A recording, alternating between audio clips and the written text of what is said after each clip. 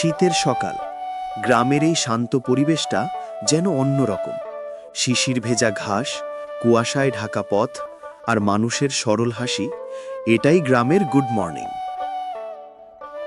ভোরের আলো যখন ধীরে ধীরে উঠতে থাকে, গ্রামের প্রতিটা কোণা একটা অন্য রঙের রঙিন হয়ে যায়।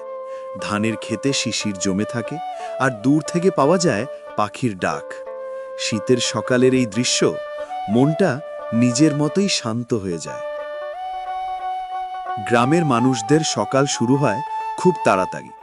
কারোর উঠোন ঝাড় দেওয়া, কারোর চুলায় চালতা জ্বালানো, আবার কেউ হাঁস মুরগির খোঁজ নিচ্ছে।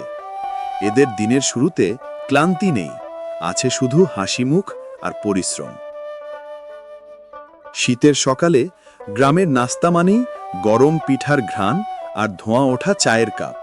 চুলার পাশে বসে পিঠা বানানোর দৃশ্য, এটা শুধু খাবার নয়, গ্রামের মানুষের আবেগ। ভোরের হালকা কুয়াশা ভেদ করে যে হাসি মুখে সবাই কাজে বেরোয়, তাদের ভালোবাসা আর আত্মবিশ্বাসী গ্রামের আসল শক্তি। চাষা, মজুর, ছাত্রছাত্রী সবাই নিজের কাজে ব্যস্ত হয়ে পড়ে। গ্রামে গুড মর্নিং বলতে কোনো ফর্মাল শব্দের দরকার হয় না।